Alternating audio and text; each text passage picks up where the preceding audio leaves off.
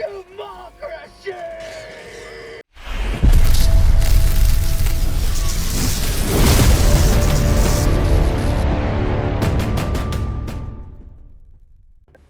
Yo, what's good? It's your boy Lust of Power bringing you another Helldivers 2 build video. Today I'm bringing you my updated Terminid loadout, but don't forget to like, comment, subscribe. Let's get into the build. First we'll be starting off with the primary weapon. Since the breaker was nerfed, we're going with the breaker incendiary. And to be honest, this thing is just as great as the breaker itself. It might even be better now because of the ammo capacity and its ability to catch enemies on fire.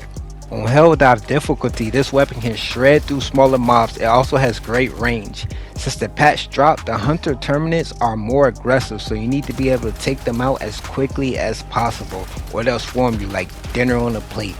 Also, since I started playing in first person mode, it feels like the weapons have more accuracy and better recoil in first person, so I suggest you guys try it out.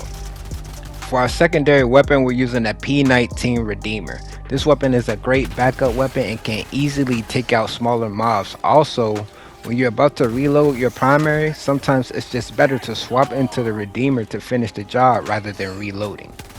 Next, for our grenade, we're using the G16 Impact. This is my favorite grenade in the game. It's great for crowd control for the Terminids and the Automatons.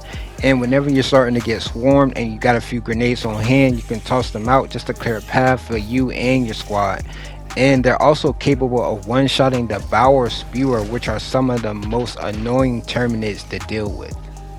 Next, we're going to check out the stratagems. My first stratagem is the Flamethrower. This thing got a massive buff with the update by 50% and it's actually good now. It's great for dealing with mobs. It also can take down chargers in seconds. If you're running the Flamethrower, your job is to take out them chargers as fast as possible. The fastest way to take down a charger with the Flamethrower is to aim directly at the leg. But one thing I could say bad about the Flamethrower is that it really doesn't affect the Bow Titan like that, so you gotta rely on other stratagems to take down the Bow Titan. But just how fast it takes down chargers is truly worth it. Also, if I'm running like a team with flamethrowers already, I'll slap on a railgun just to give the team some balance. What I do recommend is maybe like 2 railguns and then 2 flamethrowers on a squad. 2 flamethrowers can take down a charger in literally seconds, but you also need to be careful not to burn up your teammates. My next stratagem is the Eagle 500 kg bomb. At first I didn't like this stratagem because the explosion actually feels larger than it really is, but it became the only way to successfully kill 2 Bow Titans back to back. Other stratagems like the orbital laser can kill 1 Titan, but then it'll have a crazy cooldown. With the 500 kg bomb, you can successfully take down 2 Bow Titans because with the fully upgraded ship module, you get 2 500 kg bombs, and once you use those, it has a cooldown of 3 minutes, which isn't really that long. It takes a while to get used to directly dropping a bomb on the Bow Titan, but you need to time it correctly to be right underneath the Bow Titan when it explodes. It definitely takes practice, but once you master it, you'll be capable of soloing. In some cases, if you hit a Bow Titan with a 500 kg bomb and it doesn't die, you can finish it off with an Eagle Airstrike. But you gotta take notice, you gotta balance your 500 kg bomb with your Eagle Airstrikes. They won't go on cooldown till you fully use both. So you have to use all 3 of your Eagle Airstrikes and you have to use both of your 500 kg bombs in order to get the 3-minute cooldown.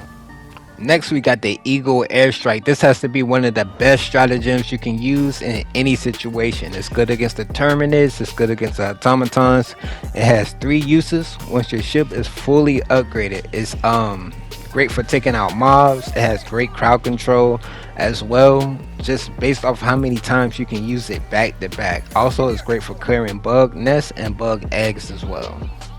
Also, since we're using the 500 kg bomb and the Eagle Airstrike, you need to make sure you balance both so you can get that cooldown time. Next, we got the shield generator. With the latest patch, it did get a nerf, but it's still definitely worth it. Some enemies are way more aggressive than they used to be, and having the shield generator will definitely up your survivability, especially since armor is now working properly. A lot of people run lower armor and higher speed, and I'm also one of them. So having a shield generator is almost a must for Helldive, in my opinion. You can still run Helldive without the shield. It's just going to be risky with how aggressive some of the mobs are now. Lastly, for the armor, I'm running the CM21 Trench Paramedic. Best thing about this armor is that it comes with 2 extra stems, and it also increases stem effect duration by 2 seconds. We only have 64 armor, but the extra stems and the generator shield help us with survivability. Also, every time you die, when you respawn with 4 stems instead of the 2 stems. But that's my current setup that I'm using right now after the patch. The flamethrower is absolutely OP. The railgun is still good. They did nerf it, but they only nerfed safe mode from what I'm understanding. And unsafe mode is still putting out damage. But don't forget to like, comment, subscribe. I appreciate all you guys for coming through and checking out my builds. I'm always grateful, man. Deuces.